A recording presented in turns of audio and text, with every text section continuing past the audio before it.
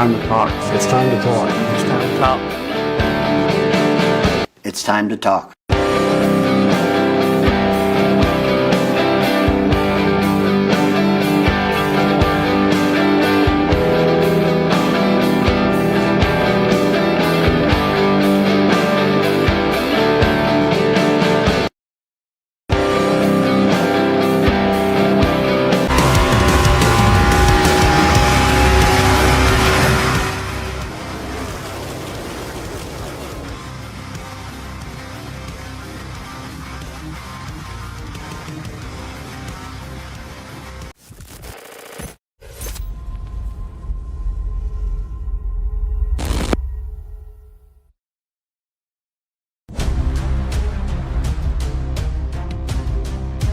Well, hello and good evening, everybody. Welcome back here to Green Flag TV, and welcome back to the Mid-Atlantic Racing Series. This is round number 2 of this season, coming to you tonight from Las Vegas Motor Speedway. My name is Ron Mullins. Alongside me in the broadcast booth is Sheldon Atkins, with Dustin Ollis working all the cameras and the graphics in the virtual production hauler.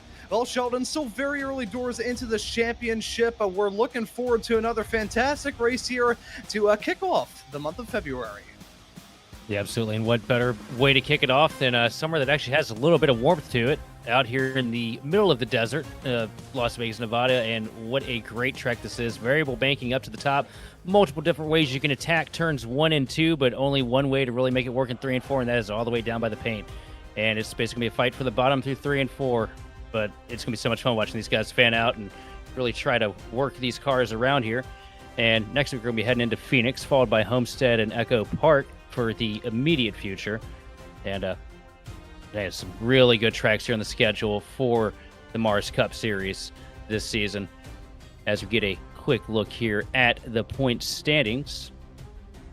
And after a great week last week at Daytona, Joshua Grosso holds on to the top spot over Corey Crowell, with Dominic Barbagallo in third, followed by Wyatt Walker and Ryan Fleck rounding out the top 5. Yeah, so very early doors into the championship, so you can't read too much into it, but looking forward to getting a bigger picture by the end of tonight's festivities here, 131 laps. We'll touch on that in just a couple of moments' time. For now, though, I want to talk about some of the fantastic partners that we have here in this series, one of which being Admin Box. Admin Box is a purpose-built hardware tool designed to simplify race control for iRacing league admins. Rather than typing out commands or relying on complex key bindings, Admin Box offers a physical bun box that connects via USB with pre-programmed commands tailored specifically for race management tasks. Its buns feature LED backlighting for easy visibility, making it ideal for fast-paced and high-pressure race environments. In essence, it transforms asynchronous typing into quick tactile control, allowing you to trigger cautions, manage drivers, handle pit commands, and more, all with the press of a button. Go on over to www.adminbox.com, and when purchasing, use code MarsBox.com for 10% off all orders, and check out what they have to offer. Again, that is MARS-BOXX for 10% discount. Along with Admin Box, we'd also like to thank 4 Mile Media for sponsoring this series. 4 Mile provides professional creative services tailored to the racing community, such as custom paint schemes and graphics, race winner overlays and events graphics, and video clipping and editing. At 4 Mile, we make your racing moments look as sharp off the track as they do on it. Go on over to 4mile.net and check them out. Don't forget to use code MARS15 for a discount. And now, with all the business taken care of, let's head off into what's going to be a rather festive night of racing action. I feel Las Vegas is known in the world of NASCAR. It is a track that has seen a lot of different use over time. We're really looking forward to seeing what kind of racing we have here tonight. I think we're about to move away from qualifying into the race in a couple of moments' time, but Sheldon, I think it's going to be a wild one, to say the very least. Oh, yeah, absolutely. And it's really going to come down to who's the best at managing tires and who is overall the best at navigating traffic and dirty air, because with the changes they made to the Cup car here in the last couple years, that dirty air is going to be a real big, difficult factor for these drivers here this evening. But the main thing I'm excited to see is just that multi-groove racing that we see through 1 and 2. I can't talk about it enough, especially now that we've got the dynamic track back working on here. It's going to race a little bit like a dirt track. These guys are going to be sending it in there, trying to find grip, and it's going to feel like it's going to change every other lap. It's pretty bipolar there through 1 and 2. Yeah, it's going to be a tough night for these racers to try and manage. I think it is fair to say. It may seem like a regular old intermediate, but this track does not drive like one. You got to manage it all throughout. All these racers throughout the field are going to have to keep tight on their toes, I think is probably the best way to sum it up. Yeah, I mean, the optimal way, theoretically speaking, is to wrap the paint through the first 2 turns. Get down there on the bottom, just keep the car pinned down there. Problem is, though, the way that some of these guys built the car is a little bit lower to the ground, a little bit more of a lock to the diffuser. Those bumps can be very treacherous. Some guys you may have to see just walk up the hill because it is really hard to hit your marks down there on the bottom. And if you haven't practiced it and got it figured out perfectly, you're going to be along for a ride trying to run down there. But as everybody has wrapped things up with qualifying, we're going to get a quick look at the starting grid here. And starting on the pole this evening from Las Vegas is going to be 74 machine of Wesley Triplett with Wyatt Walker to the outside in the 71. P3 off the grid is going to be the 9 machine of Ryan Fleck with Wesley Peoples in the 47 up top. 5th place is going to be Justin Barkley with Joshua Grosso, last week's winner, in 6th. 7th place is going to be Jonathan Nance with Austin Collins in 8th place. Running at the top 10 is going to be Colton Manich with Dennis Kane in 10th position. Right off the grid, P11 is going to be Corey Crown, the 2 machine, with Brian White starting 12th in the 18. 13th on the grid is going to be Caleb McKinney with Nicholas Barton in 14th. 15th place, the 84 machine of Wayne Garland with Brandon Bogoski in 16th. Off the grid in 17th is going to be the 54 machine of Chance Manning with Dominic Barbagallo to the outside in 18th. Rounding out your top 20, it's going to be Angel Hernandez in the 42 and Matt Forns in the 10 machine. 21st on the grid is going to be Aaron Barnacle with Joshua Neal up top in 22nd. 23rd is going to be Nicholas Ammons with Ed Brown to the outside in 24th.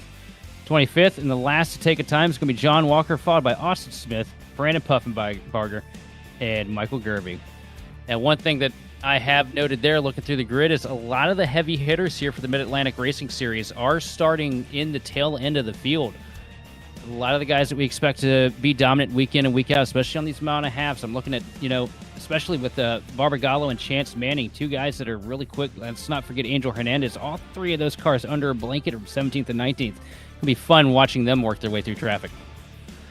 Yeah, that's going to be quite fascinating to take a look at all throughout the night. We'll have to see who's going to be able to manage it the best. Of course, a very long race here tonight, but that will still be a tough ask for these racers. We'll have to keep an eye on it from the drop of green season fall to check out how these storylines are going to develop. But I know one thing for sure, we're going to have a fun night, Sheldon. I think it's fair to say my first time here on the show, and it's going to be great.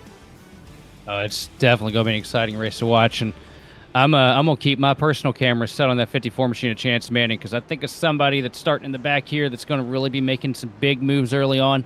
I think it's going to be him. We've seen, in the last 2 seasons that he's not one that's afraid to get out there and mix it up a little bit and maybe make a enemy along the way. But he always puts together some really strong drives through the field. Definitely want to watch. As well as Hernandez following right there behind him. Yeah, so we'll have to keep an eye on the whole field. A lot of racers looking to have a good night in round number 2 of this championship. And then from there, we're going to figure out who does well in these stages. We've already talked about it thus far, the stage lengths, and what to expect here from an overall very exciting night of racing action that's going to set to begin in just a couple of moments' time with the 74 and the 71 on our front row.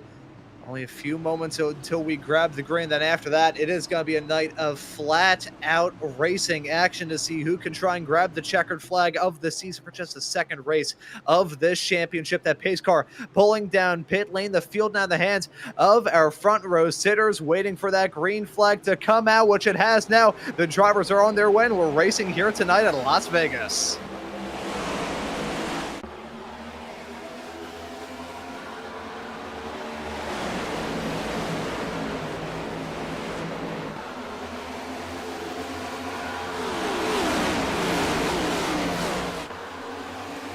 Looks like everybody's trying to single file out as they head their way down the backstretch into 3 and 4 for the very first time. Already saw a black flag for Joshua Neal. Jump start for him in the number 82 car. Not the way that he wants to get the night up and rolling at all. But for Wesley Trippett, it's a dream start. He leads over Ryan Fleck in P2 in the number 9 machine, and Justin A. Barkley rounding out your top 3. However, look at the pack behind Barkley.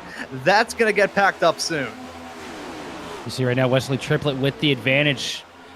Getting eaten alive a little bit here in the corners. That last time through 3 and 4 didn't quite get the exit that he was looking for. Got a little bottled up on the bumps on the bottom.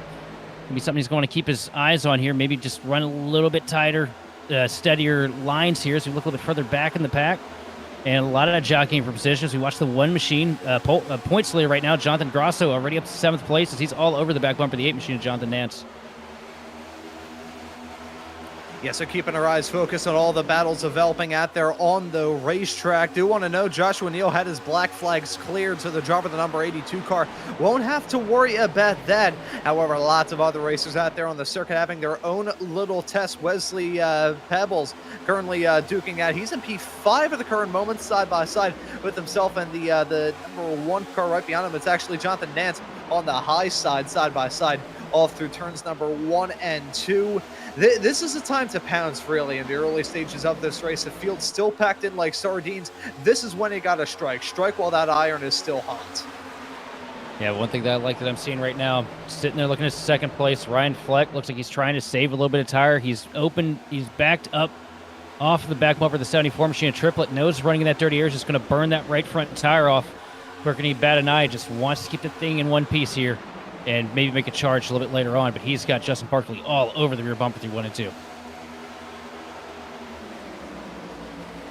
Still very close in this fight. Side by side, some drivers scraping the wall a little bit farther in the back. I just saw that from my own perspective, but it has been a clean start to this race. About to push the start of lap number 6 with Wesley Trippett in that number 74 car, still up at the front. Ryan Fleck still in P2. Justin Barkley desperately clinging on to 3rd. Do want to note that the gap between Fleck and Trippett is starting to grow out a teeny tiny bit. Now he's still within arm's reach, but those small little incremental gains, it can turn into a death by 1,000 cuts kind of situation if you just slowly eke out that gap over time.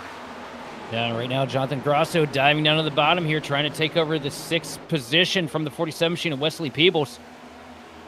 Peebles up the hill through 3 and 4, finding the momentum though, building a charge to fight back here down the front straightaway, but the bottom line probably going to be predominant here for the 1 machine of Grosso as we work into 1 and 2. Oh, he didn't hit it right and hit the bumps. Car slid up there, lost the nose a little bit for Jonathan Grosso. Back to the drawing board for that pass. Oh, now look at the likes of Austin Collins right in tow. Caleb McKinney as well, the number 76 car, and the 1 now going to duke it out. We were expecting this fight ever since that slightly squirrely approach out of 2 onto the back straightaway. They single file out. Now the 1 looking to get that move done on Peebles, heading their way through the tri-oval downtown into 1 and 2. Will this work out well in favor of the 1? I'm not sure if it will. The side-by-side racing going on all throughout the field. Jonathan Nance trying to make hay while the sun is shining. He's going for a move for the race lead. Look at this, a fantastic charge from Nance. He's stuck on the outside now, off through 1 on Trippett. This could work out now. Yeah, I think Triplett may have used up a little bit of tire, but he throws a little bit of dirty air over the nose of the 8 machine of Nance. You see him wash up the hill there, had to check out of it. Otherwise, he's going to knock down the fence. It's going to give Triplett a bit of an advantage here coming into 1 and 2. Now the 57 to Barkley. All over the back bumper of the 8 machine. But Nance going for the wide arc through 1 and 2, trying to put the power down. Gets back up to the rear bumper of the machine of Triplett. Now he's just got to try not to get put in a dodgy situation with the arrow here. And Triplett missing the corner a little bit into 3 and 4. He's going to slide up the hill early, and here comes Nance trying for the under.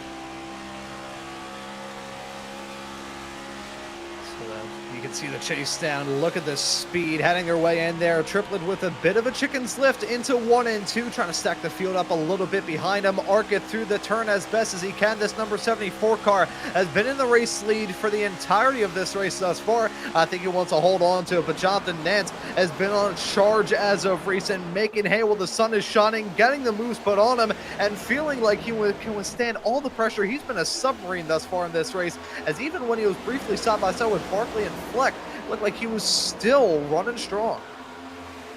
One thing you got to really keep your eye out, though, that 8 machine of Nance running that high line like that means he can put a little bit more throttle in the car. Now, that's great when you're trying to close on somebody, but you do that too many times in a row, that extra load to that right rear tire, with this next-gen car especially, can really put you in a dodgy spot with just chewing through the right rear tire itself. And that car could become very free before too long if he's not able to make this pass and get back to the bottom. Yeah, 2x2 in this camera shot right now. You love to see the battling going on out there on the circuit. These racers bringing the thunder early on. Triplet still holds on to that top spot. Drivers dropping down. That's Caleb McKinney running into some trouble. Corey Cowell as well running into some trouble. I think we're getting to the point now, Sheldon, where these racers are beginning to struggle ever so slightly under that Nevada sun. Absolutely, and we just saw a little touch of it out of the 71 machine of Wyatt Walker. Grabbed a little bit too much apron through 1 and 2, and he about lost the back end of the car, but he's able to pedal out of it and keep the car pointed in the right direction. That's a common mistake here as well. Right now, though, the 76 machine McKinney still trying to make something happen against Barbagallo. Barbagallo up the hill, though, using the outside line to build a little bit more of a charge down the straightaway. Going to pull away from the 76 machine as he sets his eyes on the 00 machine of Colton Manick.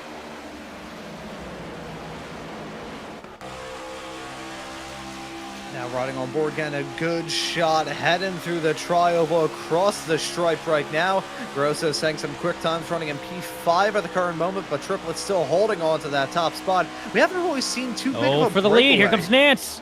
Nance with a huge run down out the outside through 1 and 2. He's going to pretty much blow the doors off Triplet here down the back straightaway. Now Nance, your race leader, as he takes it off into 3. Yeah, it was a matter of time. We've seen that number 8 car show so much speed as of recent. After we got past the first couple of laps and everybody got their bearings fully straight, that 8 car took off like a rocket. Now holding on to that top spot. We'll have to see how that gap develops. Rezal's talking about a big gap, not really forming throughout most of the front pack of the field. Maybe we're finally going to see that take place. In the meantime, jumping back to this side-by-side fight between the 77 and the 00. That's Bargabello and Manich side by side, and that's going to be a swapperoo with Manich now falling behind in 9th. Meanwhile, right behind, side by side fighting with McKinney and Manning. Caleb McKinney and that number 76 car getting the advantage there. Yeah, I've noticed out of the 8 machine of Nance, he's gone straight back down to the bottom after running the top all those laps to try and get by. As we see Triplet now under fire from the 54 machine of Justin Barkley. Barkley not able to get the power down on the back straightaway to get close enough to make a move into 3 and 4, though. Now settling for the top line here, trying to get a little bit clean air to the nose so he can try and make a charge out of 4. And the draft around here can be quite strong, but you got to manage it in the right place. Find the time to make the run work as well. If you can do that, you're going to be golden. If not, you may run into some troubles. But Nance using this opportunity to say, hey, boys, thank you very much. I enjoyed that battling earlier on. Let me just drive off into the sunset to try and at least get a stage win. But Triplet is not really allowing it right now, closing up that gap. We haven't really seen anybody break away. It's just been a constant seesaw effect going up and down, up and down, up and down. We haven't really seen just somebody snap that rubber band yet. Yeah, the lead car is definitely the one with a little bit of disadvantage here at Las Vegas. I've always just found it doesn't feel like you have a benchmark when you're the lead car, especially some of these mile and a half. So I always get the lead at these places, and I just forget what I'm doing. Look a little bit further back in the pack, though. 3 wide into turn 3 here with the 66 machine of Aaron Barnacle trying to cut his way through traffic early. Tagging the fence a little bit out of turn 4. Doesn't slow him down too much, though. Across the stripe by a nose. Aaron Barnacle going to lead over Kane. Now Wesley Peebles still trying to fight back to take over that spot. The outside line going to work for the 66 machine as we come down the back straightaway, and he's going to clear him into 3. Again, getting the moves done, making hay while the sun is shining, but the battling isn't over. Aaron Barnacle, who you're right on board with right now in that number 66 car, stuck nearly on 3 wide, racing through 3 and 4. We've been expecting the action to intensify. Now we're getting into that transitional part of the stage where these drivers are maybe starting to struggle for grip. It's certainly not bad, but the cars aren't feeling anywhere near as factory fresh as they were not too long ago. So we're starting to see some comers and goers, starting to see some racers that we didn't see bring the thunder early on, now bringing the thunder, and the racers who brought the thunder earlier on the opposite side of things starting to struggle right now. Nearly 3 wide racing once more. This pack that we have with Peebles, who's really dropped down, that number 47 car, started this race up towards the front, has really dropped down since. He's now well behind this battle up at the front with Triplet, Barkley, Grosso, Fleck, everybody really in the top 5, deciding that now's the point to try and start to bring the heat. Jonathan Grosso, that Dr. Pepper machine there, that one Chevrolet. Great week last week at Daytona, and every time we go to Daytona, everybody just thinks, oh yeah, we won Daytona. Well, Joshua is backing it up right now in that one machine. Sitting here in the top 5 early on here at Las Vegas. I mean, these 2 tracks couldn't be any more different from each other. So he's showing that he's definitely going to be one that you're going to fight for the championship at the end of the year, so long as things hold out how they are currently. Yeah, and even though we're only... Sorry, I was just going to say, even though we're only 2 races into the season, you brought up a fantastic point. Everybody already eyeballing how well they can set themselves up for the championship. Yeah, it's a long season for a reason. You get out here and have a bunch of bad weeks, you're probably not going to be able to recover. And Grosso right now just making great strides here to be consistent week in and week out. It's only 2 weeks in, but if you're good at Las Vegas, you're pretty much destined to be good just about everywhere else we go on the schedule throughout the season, because this is one of those tracks that just requires so much from a driver. Starting to see everybody tackle it in a slightly different way. Some still bringing aggression, as we nearly fanned out to 3 wide racing once more, heading off through the tri-oval. Seeing now another driver getting involved in all of this, but the 47 of Peebles now side by side with himself and Dennis Kane. Now for 16th is just, it is a smorgasbord of NASCAR Next Gen cars duking it out for any sort of spot that they can, trying to find any way in the book to get past one another, but they're not really doing anything to help out their cause. And one car that's making some pretty crazy moves right now is the 77 machine of Dominic Barbagallo, running all the way up against the fence through 3 and 4 that last time by, finding a little bit of extra grip up there and much needed momentum as you see him basically blow the doors off the one machine of Joshua Grosso. Barbagallo moving back up into 4th, the biggest mover so far this race.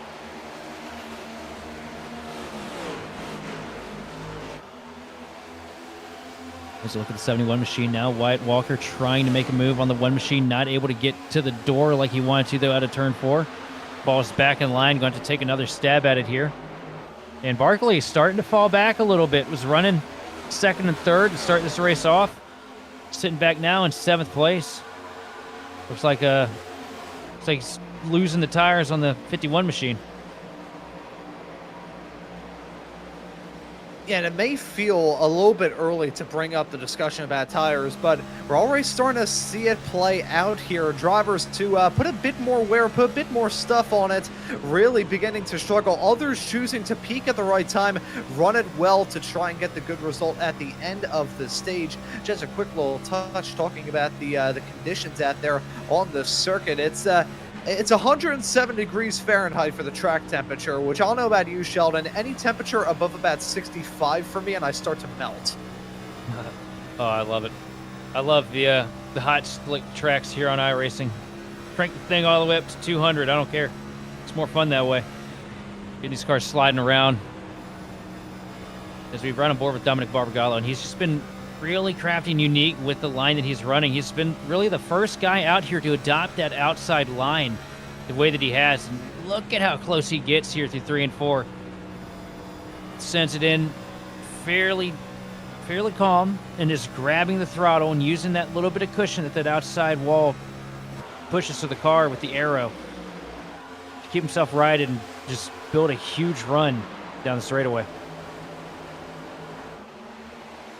Yeah, and it is a huge momentum game running at this track. If you can keep it rolling, you're golden. If not, you may have a bit more work on your hands. One of the cars that I cover a lot of on iRacing is Formula V's, which even though Formula V has about as much power as a microwave, that's a momentum car. Here in the NASCAR Next Gen cars, they have probably about 10 to 15 times more power than an iRacing Formula V, but you still got to keep the momentum rolling, time at the runs at the right point in time. If you can do that well, you are going to be untouchable. The problem is, though, everybody in this field knows how to work it out well. Grosso, though, not learning how to work out turn number 2 quite well. He scrapes the wall. We're coming to the final 10 laps of this stage, and we're starting to see these cars basically drive like the wheels are bolted on sideways. 31 machine of White Walker trying to take over the 5th spot from Grosso. I mean, a dead heat down to 1 and 2 here. I feel like that inside line's looking a little bit scrappier here, though. Everybody's going up to the top. There's not much clean air for Josh to really work within that one machine. And that's really going to lend a lot of advantage to 71 of Walker, but not this time by. Joshua Grosso going to be able to hold on down the back straightaway and take a little bit of clean air off the right front of that 71 machine. That's a big difference maker too here with these, as opposed to the Formula V's you were talking about. Now, momentum is relevant in every form of motorsports. Big key. But the one thing that you don't have to deal with in those Formula V's, like we got to deal with here on the oval side currently, is just the incredible wall of dirty air and how you have to outsmart other drivers just with lines alone. Yeah, that is a very good point. It's a game of chess being conducted at about 180 miles an hour here. Everybody has to learn how to position their car the best. Trying to pull off a slide there, Wesley Peebles drifting up a little bit. He's going to lose down some time. However, a horrendous exit heading out of 3 and 4, and he's going to get sent down like an elevator with the cable cut. He's not going to have to worry about getting some moves done. Everybody just fighting for the scraps at the moment. Just set themselves up the best to round off stage number 1. I always like to say that stage 1 is the point where everybody dips their toes into the pool to kind of test the temperature of the water. They'll get a bigger picture a little bit later on. For now, though, they're just trying to find their footing.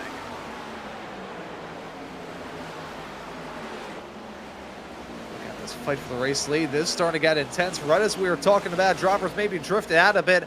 No, they're closing back up, peaking at the right time in the case of Triplet, who we saw kind of fall off, for lack of a better term. The past 20 or so laps, we've seen him start to drop down a bit in the pace. Maybe he was just trying to save his stuff up for the end. He's certainly all over the back of Jonathan Nance right now and has a real good shot to get the stage win. Here we go for 3rd right now. Barbagallo going to take the inside line here on Fleck, and he's going to clear him down through 1 and 2. Is he going to be able to stick as he goes for a slider here, throwing a little bit of dirty air over the nose of the 9 machine. And Fleck gets right back down to the quarter pound. They're going to be side by side again, and it's 3 and 4. Yeah, these two lost up in the battle for this final spot in the top 3 right now. I think they're going to minimize their chances of being able to walk away with the stage win, although they haven't lost out on too much time. Taking a quick replay at a moment. This was hanging down the back straightaway, the 88. Blown motor. That is... That is the sound of metal exploding, as still seeing the battling going on out there on the circuit with a blown engine going on. Was that the 84 that I heard from the production? Yes, it truck? was. My apologies. Yeah, it was the 84. Sorry about that. That's a rough break. That was probably a money shift into 3 and 4. Get careful. These engines can handle a lot, but sometimes when you downshift a little too aggressively, you can get it on that rev chip, and it just gets stuck there. Barbagallo right now holding on to 3rd place as he's got the 9 machine of Ryan Fleck, who's going toe-to-toe as well with the 1 of Joshua Grosso. And for the lead, Wesley Triplet going to take it over from the 8 machine of Jonathan Nance. Triplet getting that move done in a fairly comfortable fashion. Didn't even see those two fan-outs of side-by-side racing. They just immediately got the move done. So Triplet playing judge, jury, and executioner in that battle. He gets a move done lickety-split. Jonathan Nance still right behind as Ryan Fleck and Dominic Argagallo, they're still battling side by side for P3, just allowing those two to drive off into the distance and causing a bit of a stack up farther behind. Joshua Grosso in that number 1 car, he has shown a heck of a lot of speed, but you can see a heck of a lot of damage on that car as well. He scraped the wall on several occasions as a racer. We'll have to see what sort of evolution and setup changes that number 1 car is going to have, because clearly at the moment not working out too well as that's a wall scrape for Ryan Fleck. I think for Nance, for the one machine of Grosso, though, I think it was just a little bit of cosmetic as we got the battle for the lead heating up again here. 2 laps to go into the stage as we come across the stripe here to take the white for stage 1. It's Wesley Triplett with the advantage over Jonathan Nance. Nance fanning out, trying to find any way to build the momentum, but just gets stuck in the dirty air. Car washes up the hill. Last lap in the stage. Oh, sorry. Caution is out. We are done with stage 1. So Wesley Trippett started up at the front and stage 1 up at the front, got that nice move done on Jonathan Nance and never looked back. So stage 1 officially in the books here, folks, tonight on Green Flag TV. Happy to have all of you tuning into the show here tonight.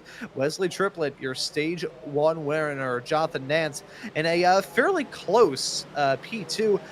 Right now, based off everything that we've seen, I think that number 8 car and the 74 for that matter, they've been the one to take the lion's share of the race lead thus far.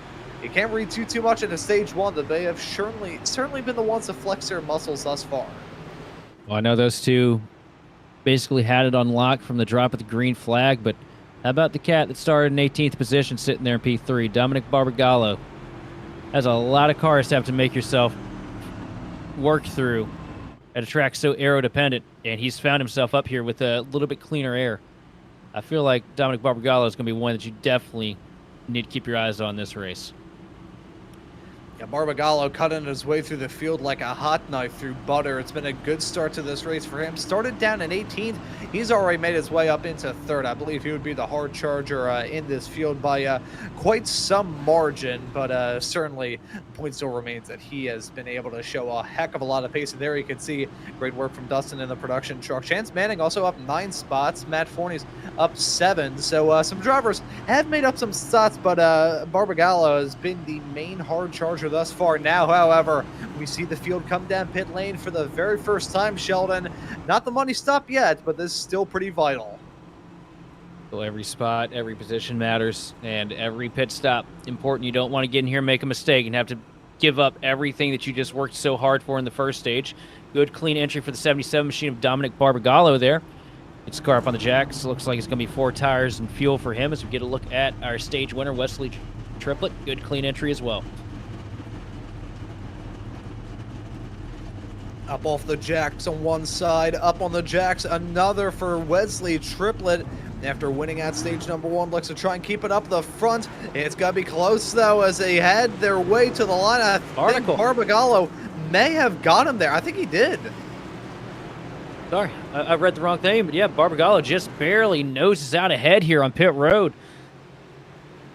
So from 18th to 1st. Did he take 2?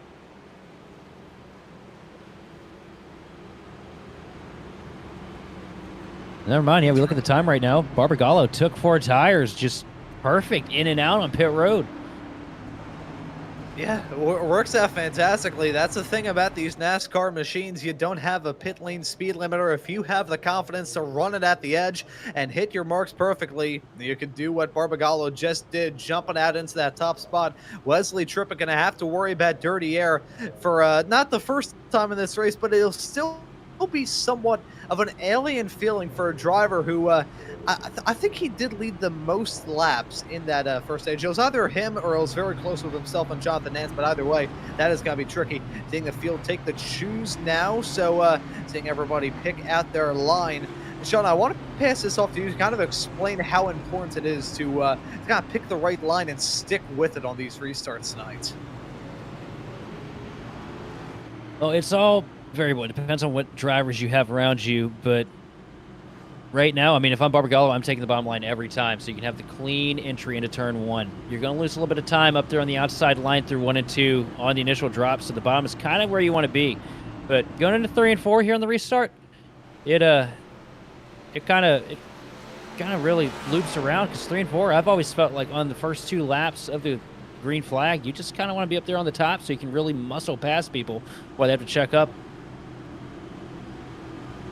Yeah, when they brought in the choose cone back into 2020, as we will show you, there is the choose cone right there, that little plus mark between the white line to signify the end of the apron, the start of the banking, and the area around the start-finish line. That's a choose cone throughout the night. When it was originally brought in for the All-Star race back in 2020, it's been a staple of short-track racing for many, many moons. Some people, including my father, didn't really understand it, but it adds in that added variable, puts the race back into these drivers' hands, and right now the field is in the hands of Dominic Barbagallo. Seeing some black flags pop up for some jump starts. They're probably going to get cleared, so we won't have to worry about those too much. We will, however, have to worry about Barbagallo jumping his way up into the top through the pit cycle and holding on to a comfortable lead off through 1 and 2 on the first time here in stage number 2.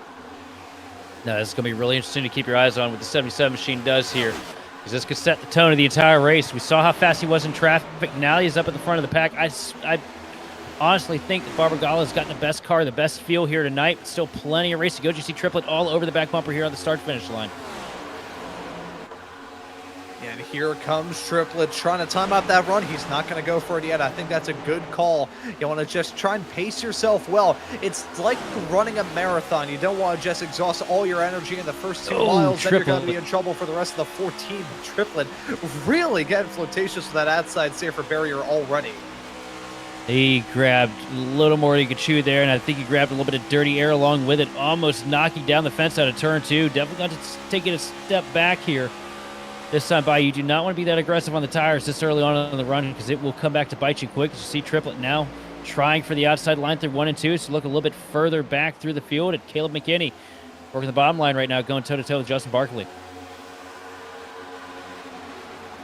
Yeah, so Barkley, he's been involved in some battling in some way, shape, or form, pretty much from the drop of the green all the way through to this point right now, 46 laps into this 131-lap-long race here. McKinney and Manning close to contact as they headed their way out of 4. Gonna see Manning sweep around the outside, keep that momentum rolling on the high side, gonna make it work out well. Now the 76 gonna still be side by side. Gotta worry about the exits of these turns because there's always that meeting point, there's always that trouble spot where 2 lanes merge into 1, even for a couple of feet. If drivers are side by side through there, then we're going to see a driver go sideways, and you don't need to be a physicist to know that that is not the way a race car should be around a racetrack. Yep. Chance Manning working himself up to 7th position here. That's another one you want to keep your eyes on, but as we got our camera on one that started at the tail end of the field there, that 42 machine of Angel Hernandez, he's slowly starting to work his way into the picture too. And when I think of somebody that's consistent and just puts together good, clean runs and slowly works his way into the picture at the end of the race, it's always the driver of that 42 machine.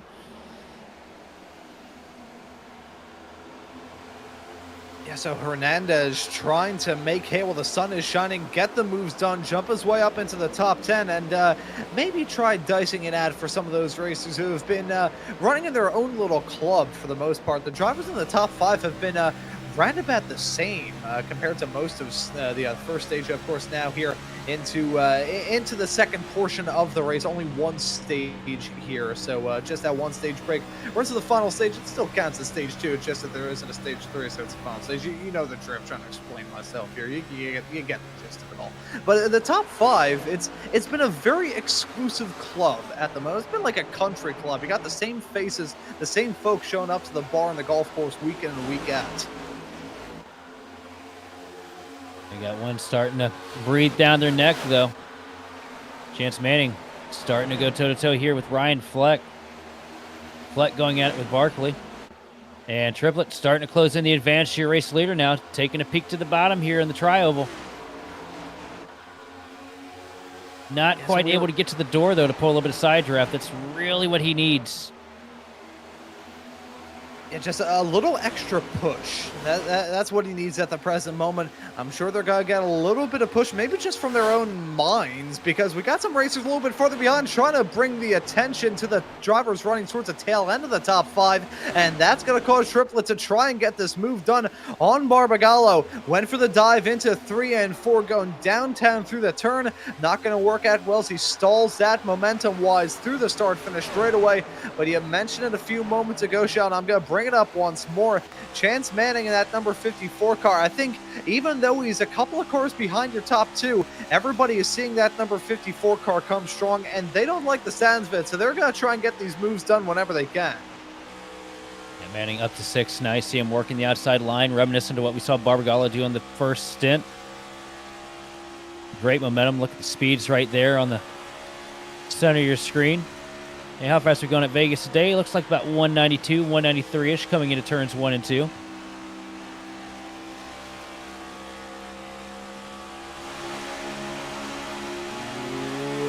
Triplet trying to time it out once again, going for the dive into 3 and 4. Will it work this time? Hugging the white line a bit less, but I'm sure it will still be Dominic Barbagallo holding on to the momentum. And look at Jonathan Nance in that 8 car. He's right there to pounce as well. How long is it until this 2-car battle turns into a 3-car scrapple? I think it's already there right now. That was so close to disaster. Yeah, Dominic Barbagallo goes for the pinch there through 1 and 2. That's a nervous situation to be in if you're Wesley Triplet. And now he's going to pitch him again into 3 and 4.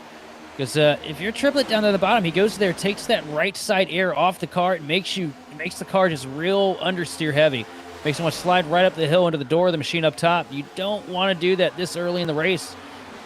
And you see there, Triplet going to have to back off here, go to the outside now to try and take the momentum way past here. And this is working out for Nance because he's just saving those Goodyear Eagles underneath them and waiting to make a stab at it once these guys get crossed up again.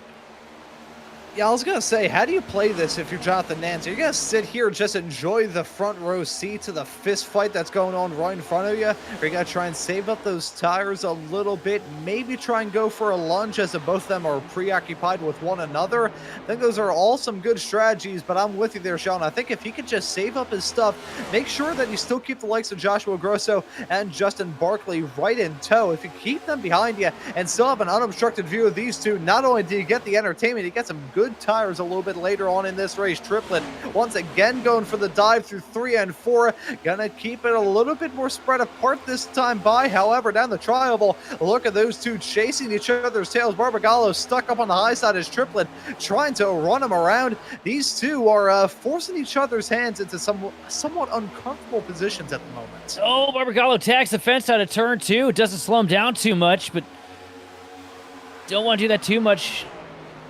You really don't want to wear out the right side here. These cars so aero sensitive at Las Vegas. And it's going to be closer here through 3 and 4. Triplet starting to use up a little bit more of that racetrack. And at some point here, I feel like you're going to see the patience on that 74 machine starting to wear out. And we might see a hip check out of one of these two. Yeah, they were getting oh so close to contact. Oh, They've deep been send into scrapping 1 for so long Slide. with Triplet. Oh, he gets loose. Oh, contact. Yep, a little And he touch of the bumpers there. It's not too major. And here we go. Barbagallo once again going for it off into turn number 3 and 4. Second verse work. different as the first. It's not going to work. It's so hard to make the pass on the bottom in 3 and 4. But what you saw there was the 74 machine of Triplet just about dropped it through 1 and 2, slid up across the nose of the 77 machine of Barbagallo and lost the air to the rear diffuser. The car got really light underneath him. Took a lot of work behind the wheel there to keep that thing pointing in the right direction. You know, we talk about the tires getting worn down to the canvas throughout the rest of this race. We have to talk about the drivers as well. There's only so long you could be in a side-by-side fight before eventually the nerves are either going to overtake you or you're just going to be tired of it all. So we'll have to keep our eyes on that battle, see how that develops, whether or not Barbagallo is going to go for the move on Triplet once again, or whether or not Jonathan Nance may decide this is the time to pounce and get involved in that battle himself. Now, however, we ride on board with your 8th place runner of Matt Fornes in the number 10 car, holding on to that spot right now, getting a good view of the fight. And yeah, starting to flare up once again with Barbagallo maybe feeling the pressure from Nance. Barbagallo got a whole bunch of the outside retaining wall there through 3 and 4. As we look a little bit further back, going toe-to-toe, it's the 57 machine of Justin Barkley with the 9 of Ryan Fleck. Fleck down to the bottom here through 1 and 2. Going to try and pull the slider onto the back straightaway. It's going to work for Fleck as he picks up another spot. Yeah, this has been an interesting car and driver to keep our eyes on thus far in this race. Ryan Fleck, that number 9 car. Once again, another heavy shot to the outside wall through 3 and 4 for the 77 machine. I think he burned that right front tire off.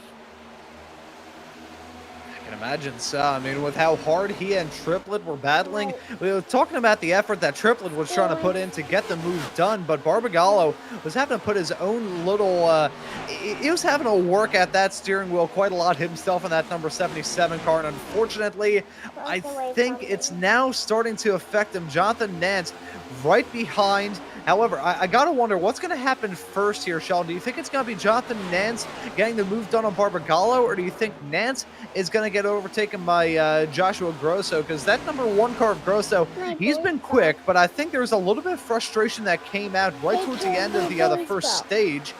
So we gotta keep our eyes to see how Nance is going to tackle this, whether he's going to feel the pressure from behind before he starts to apply the pressure farther up the road. Only time will tell. We jump right behind, though, Matt Fornes, who we saw Barbagallo running in 8th. Huge run. Barbagallo got a huge run down the tri-oval that time. Caught a little bit of slipstream off the rear of the 74 machine. A Triplett closed the advantage. Now he's putting the pressure right back to him for the lead. As they work down the Nellis straightaway, Barbagallo giving a little bit of a shot to the back of the 74 machine. Now tapering for the outside line again through 3 and 4. It looks like the 77 machine is coming back to life here as he tries to pursue the race win again. Yeah, I wonder if the pace on these cars is just coming in waves. You've got some points where the car just starts to really go sour. I wonder if the track temperature could be potentially affecting him. Maybe drivers just put a bit too much into the tires, just overheating them, overclocking them a lot. Still 108 degrees Fahrenheit for that track temperature, which is, not the hottest I've ever seen. I've seen some track temperatures get north of about 140 degrees Fahrenheit, which if a track temp is so hot to the point where it's basically a mid-rare steak, you're in some trouble.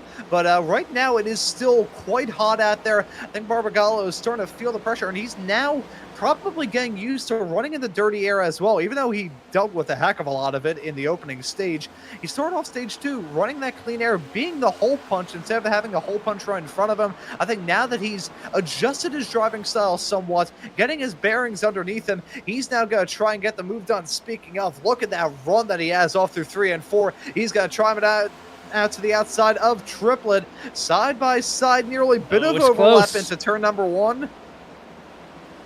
And right there in 1 and 2, the 74 machine Triplett's able to hold steady with Barbagallo. He's able to get a little bit of advantage using the lower line on the track, using geometry to his favor, able to shut the door, make it a little bit more difficult for Barbagallo to get to the throttle. But Barbagallo just all the way up against the fence here through 3 and 4. This is where we've seen him all day, and he just puts together such a great run down the front straightaway doing it. And eventually that straight line speed, I feel like, is going to overcome the cornering speed. As we look at Manning now going toe-to-toe with the 9 machine Ryan Fleck. Manning trying to work his way into the top 5 for the first time here tonight. Remember, started this thing off in the tail end of the pack with Hernandez. And really close, heavy side drafting down the back straight over from Fleck. You can tell these two probably aren't on the Christmas card list. Yeah, they're running borderline so close to contact at terminal velocity, heading down that back straightaway. They're still going to be side by side coming across the line. Manning and Fleck so close, door to door and wheel to wheel, fender to fender as well. And look at Fornes. He's going to try and get involved in this battling. That's a problem with scrapping it out too hard. Eventually, your own 2-car little battle, your nice little nook, eventually turns into more of a party than anything else. These two up the front of Triplett and Barbagallo have been very fortunate. The fact that Joshua Grosso, who's now running in P3, and Jonathan Nance haven't gotten involved in this too much. Nance has really dropped back, actually. He's been dropped by Grosso to the tune of nearly 0.8 of a second, and he's now starting to fall into the crutches of the likes of Fleck, Manning, and Fornes. I think Nance might be being a little aggressive with the saving here. Sees how much these guys in front of him are really burning off those tires underneath them. Might not want to have a part in that. Just wants to save a little bit of tire because we saw it was him versus Triplet the entire first stint. And I feel like he's probably just sandbagging a little bit here to try and make it to the end. And that's a very good point that you bring up here. We'll have to figure it out. It hasn't been one specific moment. I think it's just been a slow drop-off in lap time. So maybe Nance is taking it easy. That or the fact he maybe he just overclocked those tires in the most blasé and nonchalant way that we could possibly imagine.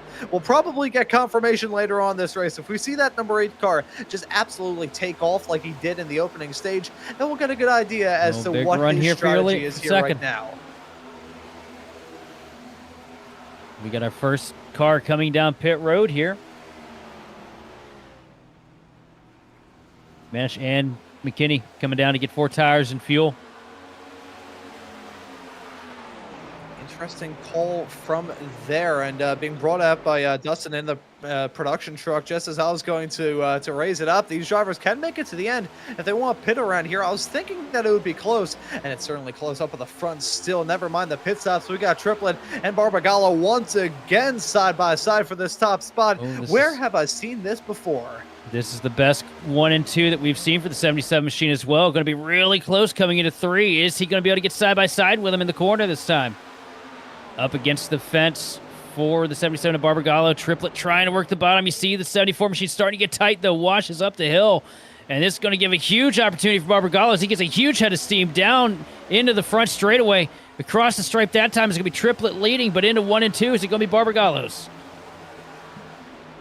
Oh, it looks like Barbagallo going to try and rip it on the high side. Save that run for the back straightaway. Will it work out? Well, look at him pull alongside as if that car is powered with nitrous. He jumps into that top spot with Wesley Triplet, as he has done for so long here tonight. He once again dives down to the bottom. That shows you that if you can play the defensive game well, run a good defensive line, it can work out golden for you here at Las Vegas Motor Speedway. Barbagallo now in that advantage. He has that upper hand to kind of dictate how this battle goes. He can position his car well enough whereby Triplet just doesn't really have too much that he can do.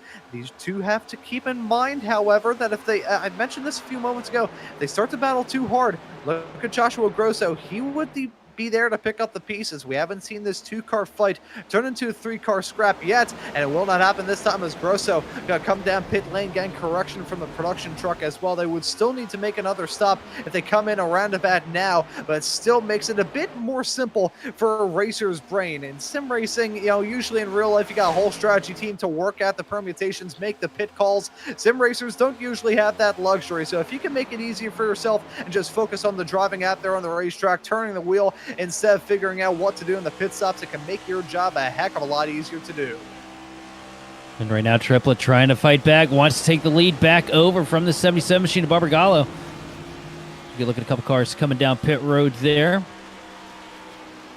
One of the 8 machine of Jonathan Nance coming down for his 4 tires and fuel. The battle for the lead still not over. Triplet close, but not able to get side by side down the back straightaway. Barbagallo just staying up on that outside line. Kind of reminds me of a prime era Casey Kane a little bit. When we used to come here to Las Vegas, you'd never see him remove that dodge from the outside lane at any point throughout the run, and that's what we've seen from Barbagallo since we dropped the green flag tonight.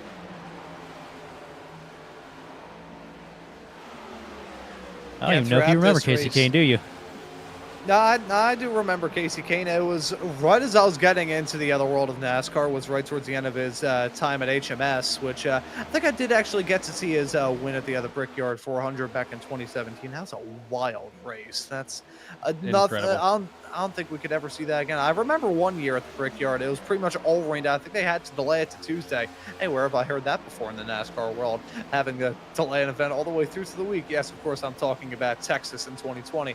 Barbagallo, though, holding on to that P1 spot at the current moment. It's been wild in this race still, and 2 drivers have been bringing the thunder up at the front, but really everybody has come to fight here. Talking about trying to get off to a fantastic start this season, I think everybody wants that checkered flag here in Vegas. Everybody wants to have that big win under their belt. As we get a look right now at the bottom of the screen, though, you see the lap time difference. Joshua Grosso just now leaving pit road, a second a lap faster than your race leader, Dominic Barbagallo. So Barbagallo definitely going to want to come down pit road here and get some freshies on as soon as possible. So we see Triplet lunge down to the bottom into 3 and 4. Wonder if he's maybe thinking about when he's going to come down pit here. Not this time, though, as we see lap car working the outside of your second place runner. Are they trying to make this into a one-stop to the end? I'm trying to Oh, figure out caution. if that, oh, caution. A yellow, only the second time tonight, the first time for incident. And hearing that it was a driver coming down pit lane that is caused. And let's take a look at here, Sheldon. I haven't talked about the pit lane, but asking William Byron, fan, it can end in tears. Yeah, it's a pretty difficult pit road to find yourself into, as we got to look at the replay there, and that's the 66 machine of Aaron Barnacle that came around trying to come into pit road. And just looking back at it, you got to be just caught the transition a little too quick there. And with these cars, you know, any change in elevation, any bumps, anything that's not perfect with the asphalt is likely to pull the back end around when you have load under it. So right there, it gets down into it, tries to downshift after the transition, and it just snaps right around. A little bit of wheel hop. Yeah, and you mentioned the transition from the banking onto the apron. Got to remember as well, with the huge floors and diffusers on these race cars, a lot of downforce developed from that underbelly. As soon as you got a little bit of disturbance there, a lot of that downforce is going to go away. It's all reliant on having that close relationship to the ground. Got a little bit squirrely there. You got to mess up the weight transfer, mess up the mechanical grip, and then your aero is going to be all out of whack as well. There's when he lost. I think he had already kind of gotten himself a little bit squirrely as soon as he cut down to the banking, but fully lost it by the time he went through the apron. We were talking about the drivers maybe gotten to the end of one stop, but their drivers have been forced with the hand that they have got to play. Now seeing pretty much the rest of the field who haven't come down pit lane, now coming down pit lane. Yeah, this car just a combination of worst case scenarios when it comes to situations like that, because not only is, you know, the aero underneath the car so important, you've also got the rub stops down there that keep you from setting the car too low to the ground per NASCAR mandates. You hit those, it's basically like hitting ice because you lose contact with the tire patch itself. And then on top of that, you know, they've got to run about 2,000 to 3,000 pound springs in these cars. There's no give in these next gen cars because of how rigid a chassis they have to run in suspension package. They have to run week in and week out just to keep the car off the rub stops.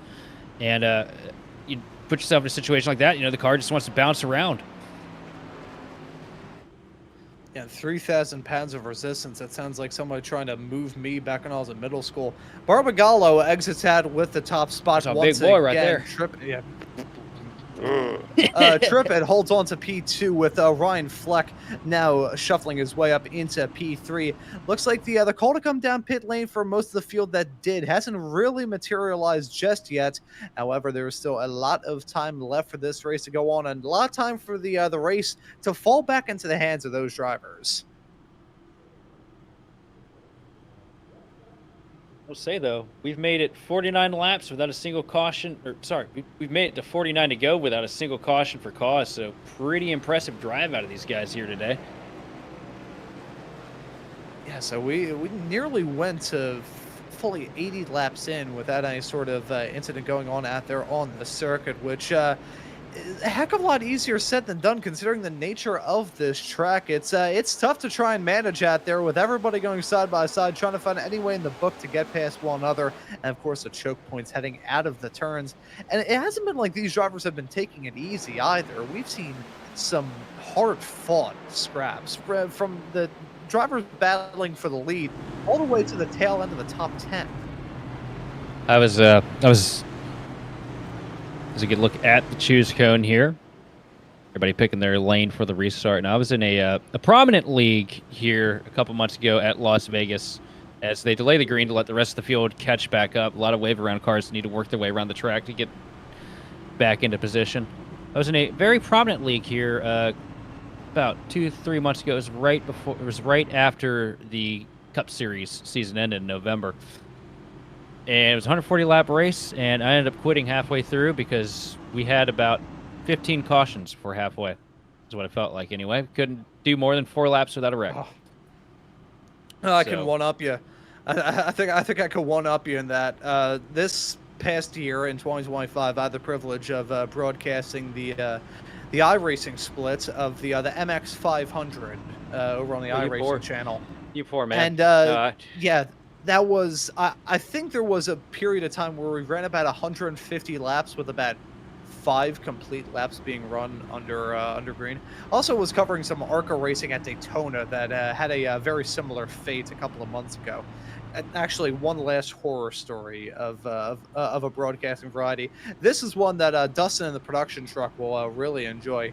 I was producing it was an ARCA race here at Las Vegas, and my graphics card decided to blow itself up. The one single fan on it decided to seize right before the broadcast got up and rolling. So I had to do an entire hour and a half long broadcast at a consistent 30 FPS. My room was so hot that I nearly melted into a puddle.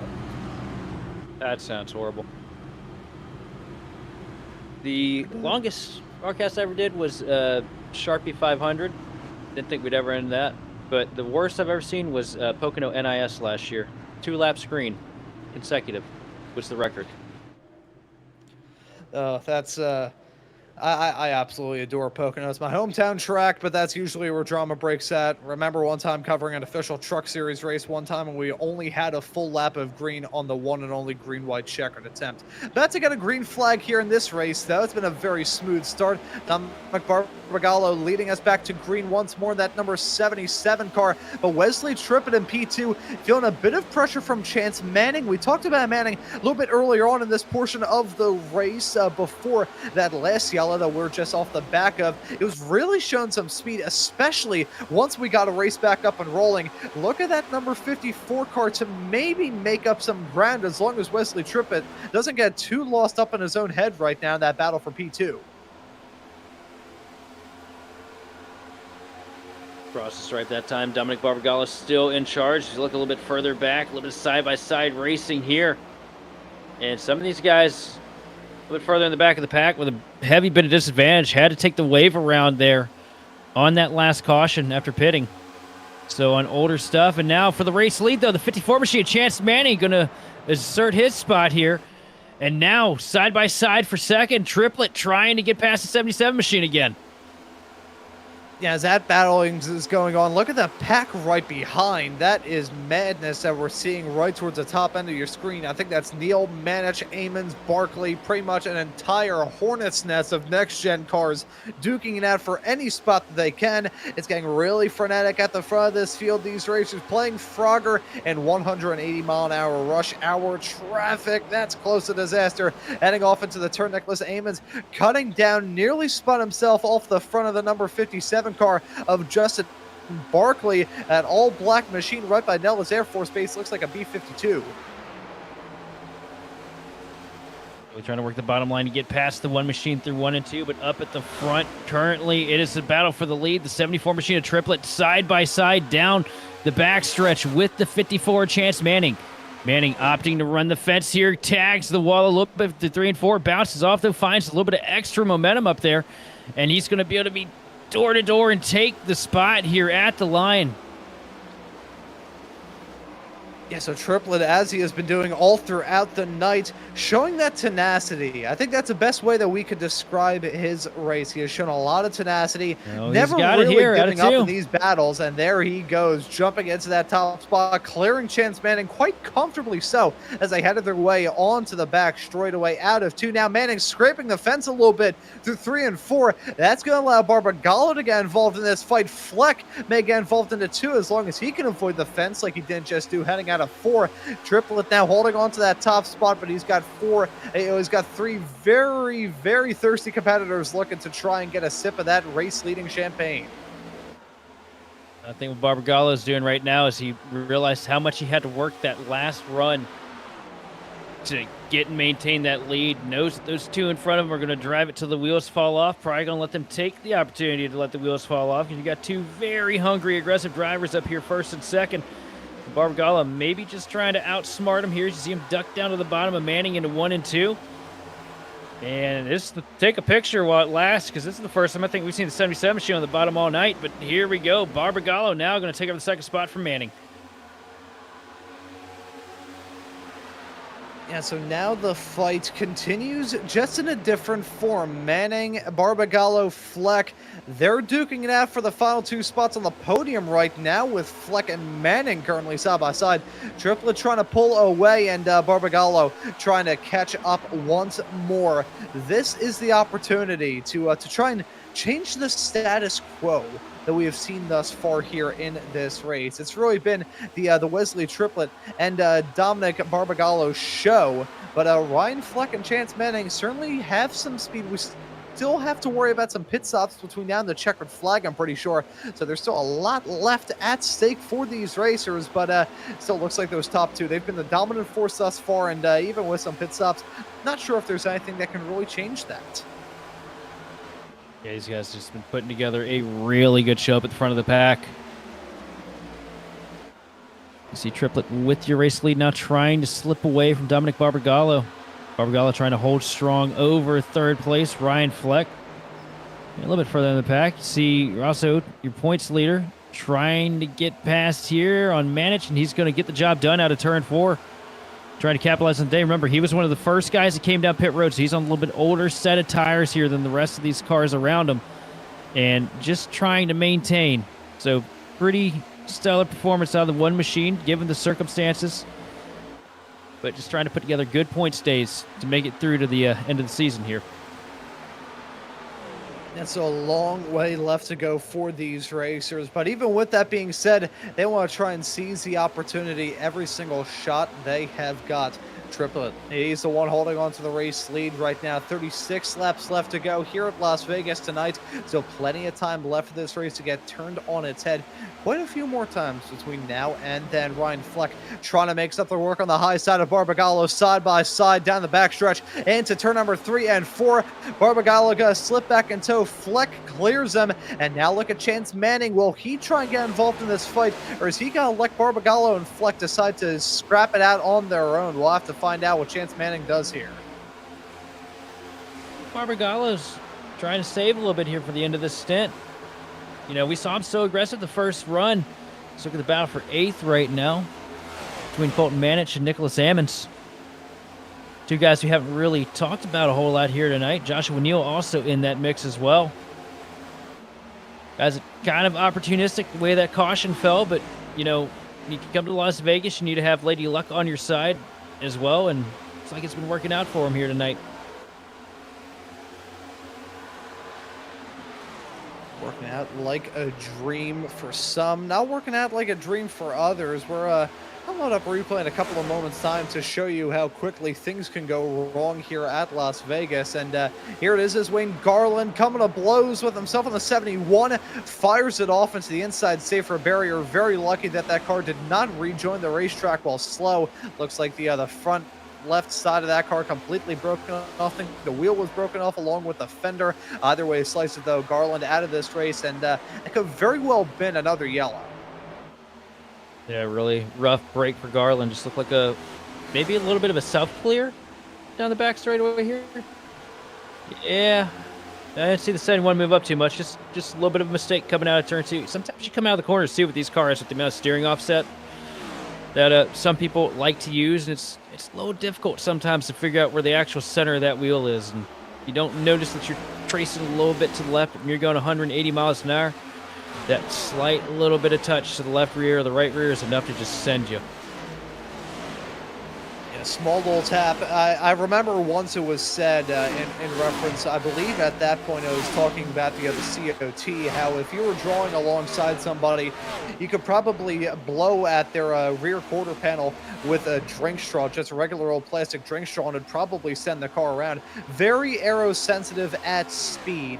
And certainly with a little nudge, you're going to see that a small little bit of contact can have major consequences. This Colton Manich coming down pit lane in the double zero car. So now we're starting to see the round of pit stops for the drivers that we saw come into the pits about 30 laps ago, trying to split it up into 2 stops. We are kind of split down the middle. We have a lot of racers going for that strategy call, and then others that came in for the yellow about 10 laps later. So certainly in the final pit stop window, within the next 15 laps, we'll see pretty much everybody make that call to come down pit lane for the final time. Definitely will get interesting to figure out who's got enough to make it and who doesn't.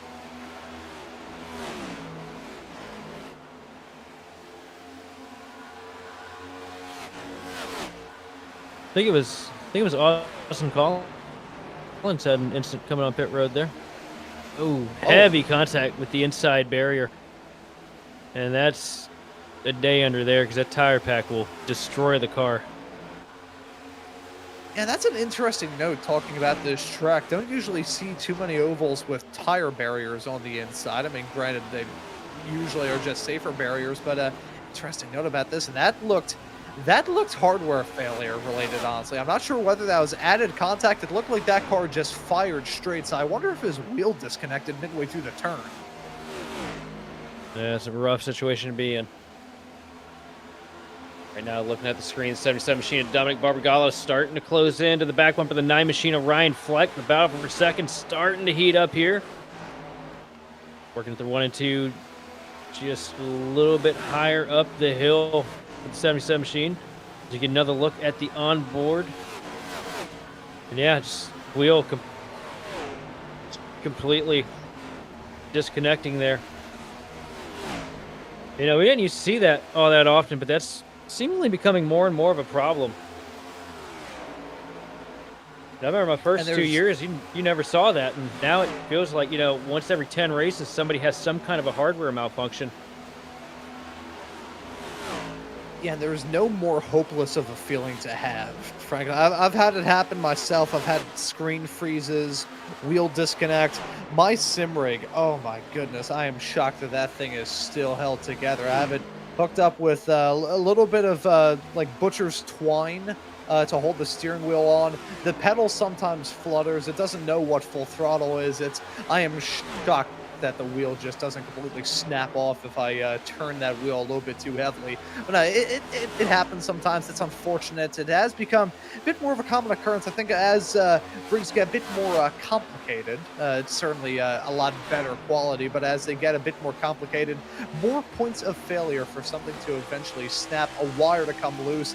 Certainly this far into a race, a lot of drivers have been running their equipment, running themselves at 10/10 for a little under an hour now, and especially with practice and qualifying, everybody's probably been spending their whole night doing this, so I'm sure their wheels probably feeling the burn just as much as the tires are feeling the burn there. Seeing some racers at the front have to deal with some lap traffic, and now we're seeing Triplet fall into the crutches of Fleck, who's been falling into the crutches of the hard charger of Barbagallo for quite some time. We're starting to see our top three not just merge into one little blob. And with a low price of just pennies a day, you can help Rons like this get new sim rigs that aren't held together by butcher's twine. Somebody cue Sarah Jessica Parker for me. So we got a battle for second place up against the wall here. Dominic Barbagallo going at it with the 9 machine of Fleck. A little bit of contact down the back straightaway.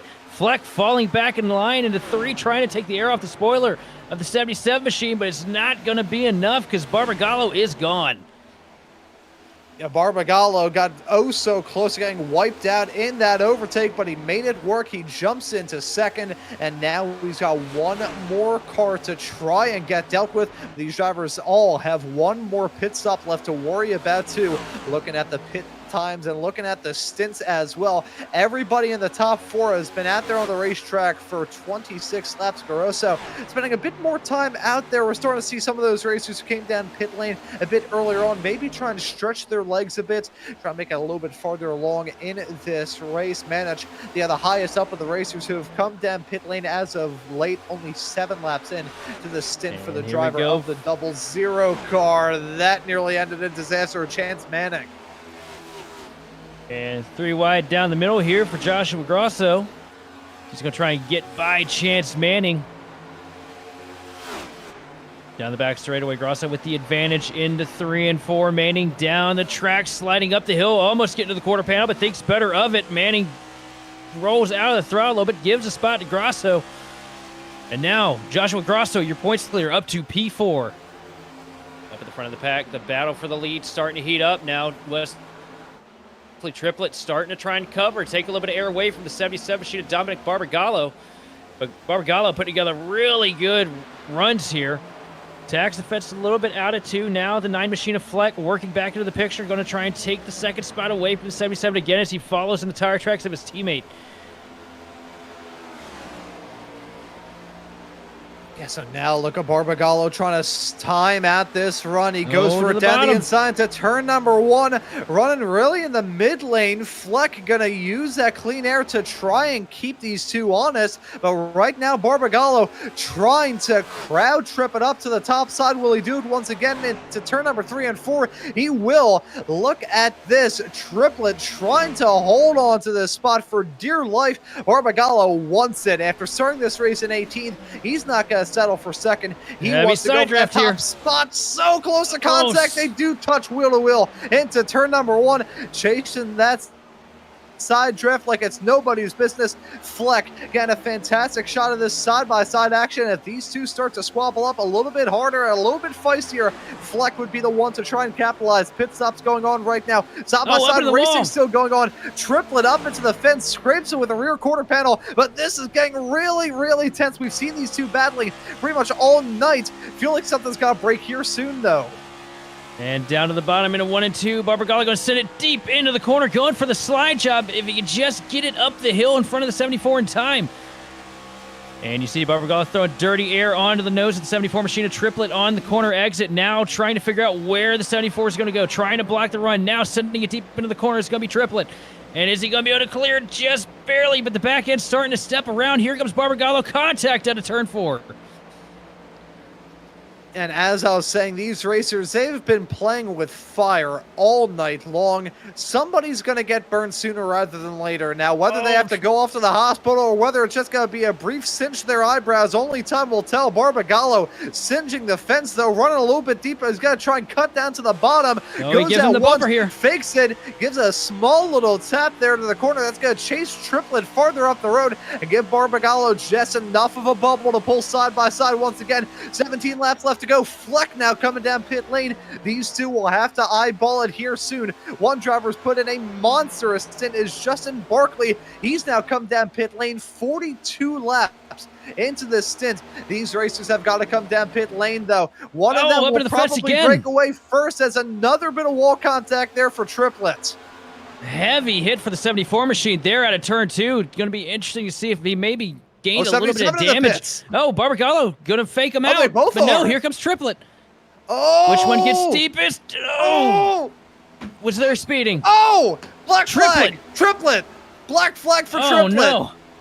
Oh, that's going to be music to the ears for Barbagallo. And worst case scenario for Triplett, they juked themselves out. That's what they did. They chased each other's tails, and one of them got burned.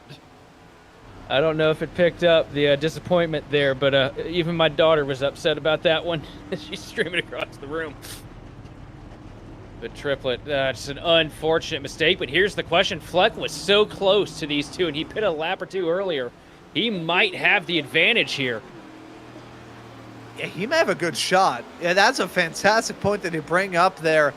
He may have a shot to grab this race lead. There's Fleck. He's overtaking Triplett rather easily, but where's Barbagallo? At this point, he's probably merged onto the track. Be careful with the lap car there. Fleck trying to blow his doors off. Barbagallo a little bit farther up the road. I think he may have gone away with the 2.5 seconds is the margin. A little bit surprised by that, but again, Barbagallo, we saw him execute the pit stops so aggressive coming in. Cycle. He was incredibly aggressive coming down pit road. I'm surprised that Barbagallo didn't get a black flag as well. I mean, it's potential that Triplett maybe blew the entry because he's worried about getting run over by the 77 there. Yeah, honestly, I think that may have been what did it for Triplett. It's unfortunate, just he got intimidated. I think that's the best way we can sum it up. Got intimidated on pit exit. on the subject of Casey Kane that we brought up a little bit earlier on.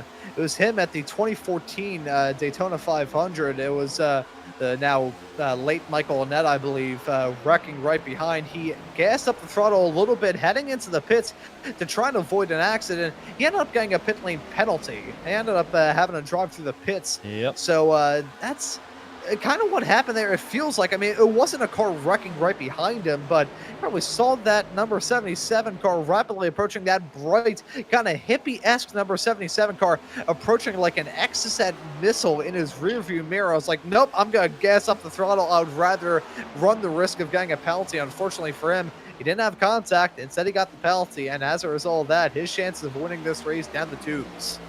Yeah, it's such a rough break.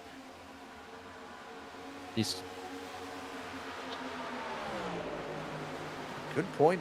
Good point being raised from Dustin in the production truck. Fornes and Manich, they're good to run to the end. Manich came into the pits only 19 laps ago, one of the first racers to come in during this cycle. The eyeballing only about 31 laps in this stint, which we saw racers run it up all the way up to 42. So obviously, fuel notwithstanding, that's going to be interesting. Taking 2 tires as well, we're hearing too. So Manich and Fornes, if they can manage this well, who knows what they could do. But look who just took over. Who overtook Barbagallo. Ryan Fleck is just setting down some blistering lap times here with 10 laps to go. And he's definitely going to catch up to these 2 machines in front of him.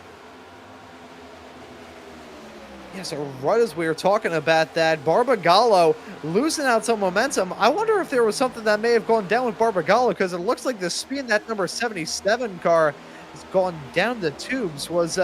It may have been only a fuel stop for him. I'll go back to see, because if that's the case, that'll explain it. And I'll be honest, not too sure if I'm a fan of that call if he did do that. One thing that I'm noticing too, Manning up here at the point, running 5th gear all the way around the track, not shifting down to 4th. He's also clutching through both sets of corners.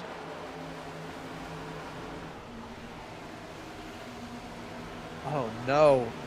Oh no. Yeah, I had a thought. I was thinking, okay, maybe I'm just like full transparency, folks. I spent most of this past weekend painting one of the rooms in my house. I thought the paint fumes were having a delayed effect and getting to me, because I saw that 77 car a little bit fired off into the pit stall. I was like, surely he didn't miss it. Then he got out with a race lead. I think, okay, no problem there at all. Now, he came in for a fuel-only stop and missed his marks. That is disaster for both of your top 2. We were talking about them being dominant, nothing really changing the status quo up on the front. Well, the status quo, you can put that into a shredder and then put that shredder into a wood chipper. I also don't know if you can count out Manning right now, though, too. He's been aggressive on the fuel saving this entire run, watching back. He hasn't made the dive down. 6 laps to go. Surely you can't be at serious. the stripe this time. I mean, I've seen crazier things. Anything's possible. Corey Crowell back there 2 seconds behind him, saving like crazy, too. As you listen to it right there, the engine turned off, clutch kicked in through 1 and 2, and running the shortest diameter. And you also, nothing you notice is he's not coming out of that 5th gear. He's keeping it in the save gear. If he's been doing this the entire run, he could have a little bit extra in the tank.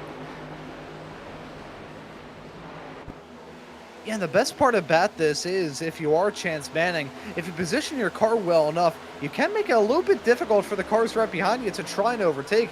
Not really losing out on any time to P2. Corey Crowell also running the same play call. He's actually gaining time, so shows you the change in strategy as Manning now running flat out off through the turns, it looks like, or at least just keeping the momentum rolling as much as he possibly can. If this works out well, it could be a masterstroke for Chance Manning. We were thinking it would come down to pace, but it looks like he has played the other game to perfection. Seeing some battling going on. This is Colton Manich, who we saw come into the pits, one of the earliest racers to come in for this cycle. He's down in P8 at the moment, right behind Angel Hernandez, who you mentioned a bit earlier on in the show, Sheldon, as being one that would be a force to be reckoned with and a driver who'd make his way up. Well, he's now running in 7th. It's not a race win, but still pretty darn good result if he can hang on to it. Absolutely.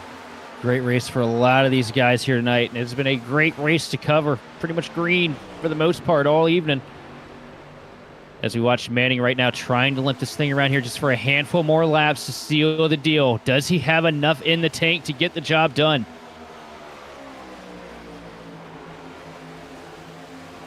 As I said a few moments ago, surely you can't be serious. Well, yes, I am serious, and don't call me Shirley. Chance Manning holding on to that top spot. If he can play this out well, this would look to be a strategic masterclass from him. And we talked about a very long stint not too long ago. Both of these two up at the top, 46 laps into this run. Crowell closing up that gap. We saw him dropping down. Maybe he was getting his fuel saving taken care of a little bit earlier on. Now he's trying to charge, coming to 2 to go. Manning's this time slow. by, I and think he's Manning's gonna out. blow Manning's doors off. I think Manning may be done Manning's for. out. Certainly done for winning. Yeah, he's bouncing off there. He's done. He's out of fuel. Maybe that's why he turned up the wick. Maybe he knew he wasn't going to make it to the end and decided time was of the essence. Let's just run it all the way to the end. Manning running his fuel tank all the way dry, and that's going to give the race lead with 1 lap to go here today. Corey Crowell, well, I don't think we've really talked about it all throughout this show. He's now 1 lap away from victory. If he's got enough fuel in the tank, does the cell hold up here for just 2 more sets of corners? They're 1 and 2. He's got the clutch kicked in, sending it through the middle of the track here, slowly working back to the throttle here down the back straightaway. Just a half a lap separating Corey Crowell from victory here at Las Vegas. Into 3 and 4. Everything looks good. He can pretty much coast it from here. 12-second gap for Corey Crowell out at turn number 4. And taking it to the checkered flag, Corey Crowell going to save enough fuel and dance with Lady Luck here tonight at Las Vegas. It's a victory for Corey Crowell, and he didn't even worry about saving gas come time for the end. He was flat out. He knew he had the distance. He knew he had the time. Matt Fornes ends up walking away with P2, top of the racers who came down pit lane. Look at that. Photo finished right to the line. Joshua Grosso involved in his own battle. Barbagallo ends up in P8, but here is the man of the night, Corey Crowell. Visits victory lane here in a stunning finish at Las Vegas Motor Speedway. We were expecting some drama. We were expecting some wild racing. We got both of it in spades here tonight. What a way to get the second round of this championship up and rolling. Let's see if he's got enough to... Let's see if he's got enough to burn it down. That's the real question here. He's had the clutch kicked in this whole lap. We'll park it here on the stripe. Let's see if he can give us a little bit of a smoke show. I don't think he can. We'll keep the camera. Oh, he's shifting down. He's shifting down. Hang on. Here we go. Hang on. He's got to be real calculated about this. He had an... Okay, well, you didn't see any smoke, but he gave it enough to just go... And, that's, you know what? I don't think he could have done any better on the fuel. As we look at the race results, Corey Crowell, I think maybe spent 10 laps in the top 5. Seals the deal, though, from Las Vegas with the win over Matt Fornes in second. Third place going to Ryan Fleck, followed by Angel Hernandez, Justin Barkley, Colton Manich, Joshua Grosso. 8th place going to Dominic Barbagallo with Wyatt Walker rounding it in 9th. And running out the top 10 is going to be the 99 machine of Dennis Kane. Looking right behind, we got Brandon Puffenbarger finishing this race in P11. Joshua Neal in P12. Nicholas Amons finishes in lucky spot P13 as Brandon Bogotsky in 14th. Caleb McKinney in P15. Chance Manning, who we thought had a good shot to win. Well, he was leading late, just wasn't able to bring it to the end with enough gas. He finishes this race in P16. 17th is going to go to Wesley Peebles, who we thought had a good shot at doing well here in this race. He finishes in 17th, 1 lap down. Same for Wesley Trippett, had a really good shot to win. So too did Jonathan Nance.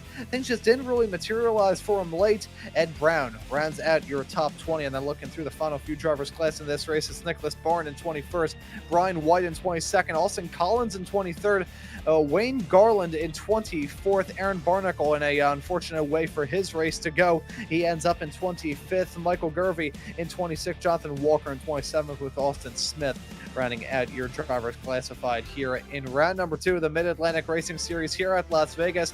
Not enough fuel to burn it down, but enough fuel to make it to the checkered flag for our race winner. What a way for Corey Crowell to get that W. What a way to start the season for the cat behind the wheel of that 2 machine.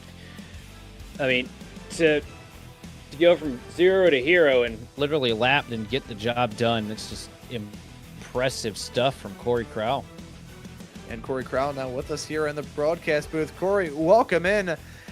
We didn't really talk about you too much throughout that broadcast, but we talked about you right as the pay window opened, man. It's your victory here at Las Vegas. How was it out there? You know, I hate winning off of strategy of saving, but it's honestly, it seems the only way I'm going to get wins in this league is doing that. But no, I'll take it. Fun race. It seemed like everybody was real tight and real close. It looked like great racing. I know it was when I was racing rather than saving. So yeah, it was fun. Awesome to put it up here. Yeah, it doesn't matter how that victory comes. A victory is still a victory, and you get the job done here at Las Vegas tonight. I want to ask you about the race as a whole. Seemed like a pretty tough one to manage at there from start to finish, both from the strategy side of things and even the side-by-side racing out there on circuits.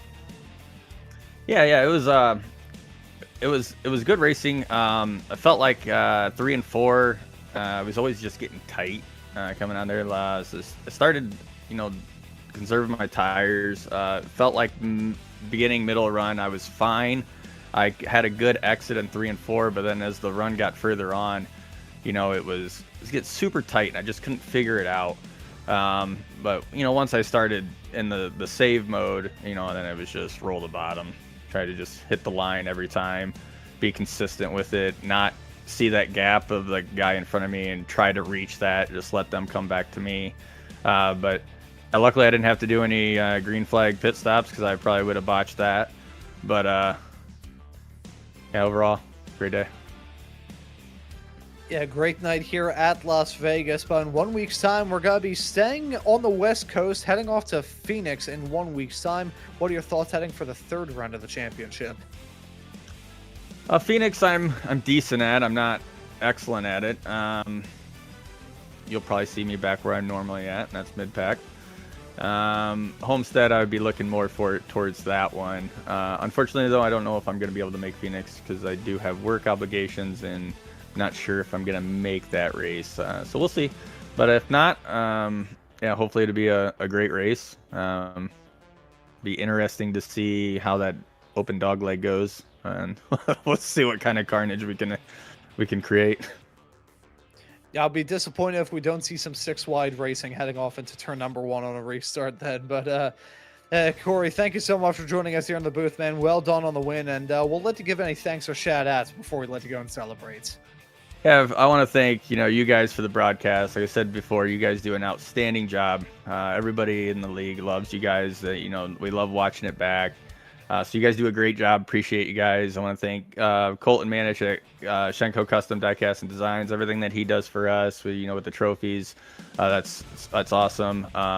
Everybody that's involved in the Mars, I appreciate everybody's support. I appreciate everybody coming out and supporting us in that aspect, and then as well as everybody that's watching. Without them watching it, without their support, we wouldn't be able to do this. So we appreciate everybody. If you're ever looking to join, you can reach out to me at midatlanticracingseries@gmail.com. We can get you set up, we can get you in the Discord, and we can get you rolling. Yeah, and thank you as well for the kind words, Corey. Always love to be a part of these shows. This is my first broadcast here on Green Flag TV. I thoroughly enjoyed it, and got the opportunity to see a visit Victory Lane, man. That was an awesome finish and awesome night of racing action. Thanks for joining us, man. Well done on the win, and we'll hopefully see you next time out at Phoenix. Yeah, absolutely, Ron. Make sure you come back next week if I'm racing, because apparently you're my lucky charm, because I haven't won with you guys broadcasting. So since you're here, first race I win. Yeah, I'll see you next week. Well, I do have red hair, so I guess it is luck of the Irish in some sense. We'll take it. Thank you, All right, guys. Corey, thank you very much. That right there was Corey Crowell, your race winner here tonight at Las Vegas. And Sheldon, you have a chat with our P2 finisher by any chance? Yes. Let me get him moved. Nope, I cannot move him up here. So, Dustin, you do the honors, my friend. And sitting here with our second place finisher here tonight, Matt Forns, another guy that we didn't really talk about a whole lot this evening, but strategy working out. Tell me, what was the key to the success here tonight for the 10 machine? That last pit stop for fuel to make it to the end, I went with a 2-tire strategy. Just took right tires. Done it before in these cars. It tends to work. It's a little concerned about it because tire wear was pretty even between the lefts and the rights, but it's about the only way I can make up some time, so I just went with it, and it worked out. Well, Matt, sometimes the whole goal is to just outsmart your competitors. Looked like you definitely had that figured out here tonight. And just tell me, how did the racing feel here from Las Vegas? It looked like a lot of fun from up here in the booth, but I can imagine down there in the cars, the dirty air and all the fun stuff that this new Aero model has thrown at us was definitely a treat, right? Gotta love it. It right? was. I think I'm in the minority. I like the dirty air. I think it is fun to play with and manipulate a little bit. And I'm not saying necessarily aero block people, but time the arrow and stuff like that to get a run and stuff. I thoroughly enjoyed the race. It was great. I think we had one caution for cause, and I don't even think that was an incident really. I think it's somebody just messed up getting in their pit road. Maybe I may be wrong. It was great though. You hit it on the head there. It was a spin getting onto the transition to the flat. Yeah, I think I saw it in my mirror. Saw smoke back there. Well, man, a great finish here tonight at Las Vegas. We're going to another track where strategy can work its way into the picture if things work out right. But Phoenix next week, a little bit more difficult. Not everybody's cup of tea. How are you feeling? I can tell by the side. Phoenix, they should just flood it and do bass fishing tournaments at Phoenix. It's terrible. When we had 800 horsepower underneath the hood of these things, I used to love going there. The second they took that away, same ballpark as you. It's been terrible since the air's been put on these cars. But good finish here, helping out the odds in the championship standings. And who all do you want to thank and shout out for this podium finish this evening from Las Vegas? Well, I'll shout out Corey. I messaged with him a couple times getting set up. This is my first race here, so it was a blast. Give him a big shout out for getting me all set up, giving me the lowdown on stuff. And I think I was also talking to Wesley. I don't remember his last name. Triplet, maybe. Somebody else hosting a recruitment race over the weekend. That's where I found y'all. So glad I did. It was fun. You do have a 50-50 shot on hitting the right Wesley in this league because there are two of them. But yeah. Either way, congratulations on the podium finish here tonight, and looking forward to seeing what you do moving forward in the season because that's a great watermark to start out with. As long as it stays green, I'll be all right. I have crap for short run speed, but I love long runs. I think you're definitely going to be in luck for that here because most of the races that we covered last season, aside from like a few situations where the track just wasn't quite there for the car, pretty much green flag through and through. Yeah, it was great. Either way, loved it. Glad to have you up here, man. I'm going to hand it back on over to my excellent co-commentator, Ron, with our third place finisher on the evening, Ryan Fleck. I wouldn't use excellent to describe me, but I would use excellent to describe the night that Ryan Fleck had is now joining us here in the booth. Ryan, welcome in. P3 for you here at the end of this race at Las Vegas. You had a pretty wild night up and down the field like Otis Elevator, involved in some fantastic battling. How was it out there from your side behind the wheel? That was a lot of fun. That was I came into this race looking for some fun racing. Honestly, less wrecks than I expected. The car got really tight late in the run. And so there was a lot of people that either had to either let off the gas and keep it off the high side or just stick it in there and hope the other guy held their line. But you kind of had to find a good line the entire run. You could run the low, you could run the high, but you had to find clean air. That was really the key.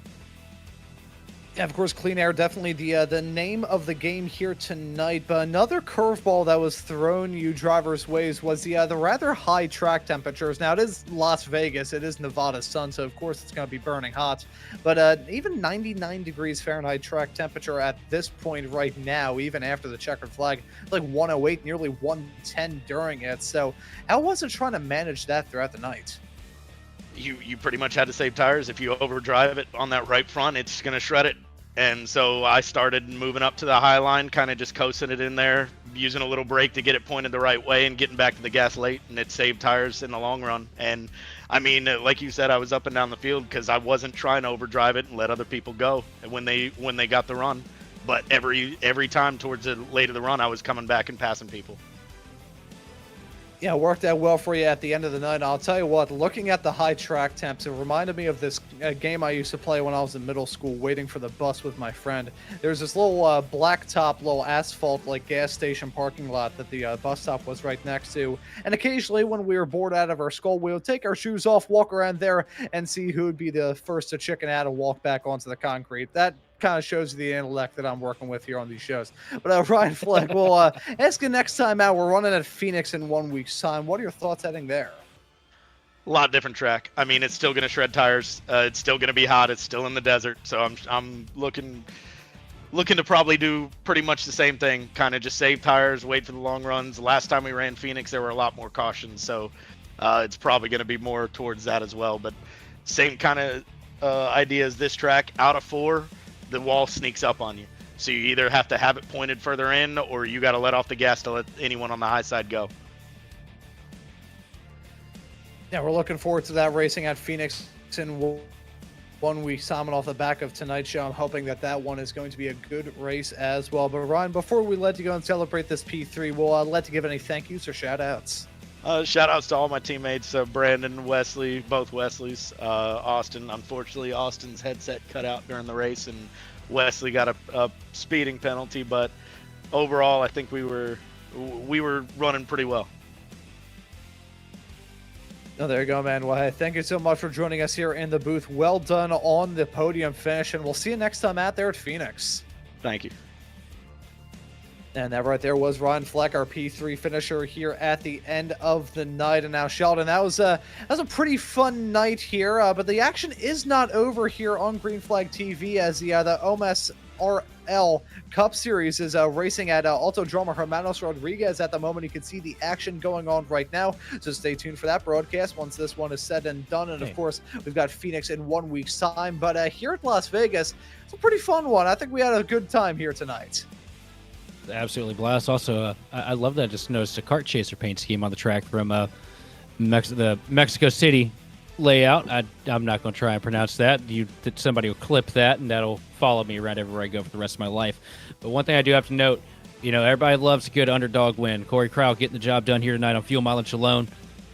Pretty sick. A lot of fun for us to cover up here in the booth, but there are two guys that probably don't feel the same way, and those two guys that are going to come to Phoenix next week with extra fire in their heart to try and get the job done. It's going to be Wesley Triplett and Dominic Barbagala, because both of them probably feel like they just had one stole right out from underneath them.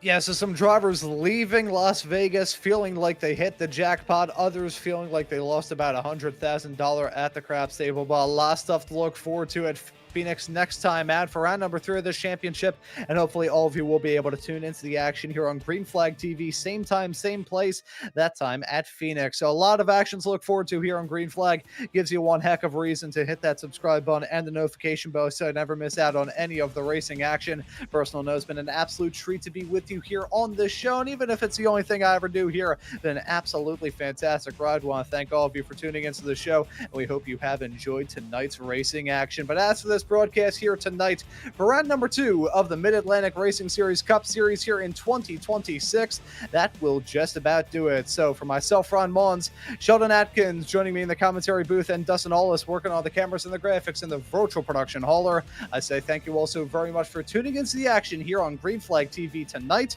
and we hope to see you all wherever it is in the not too distant future.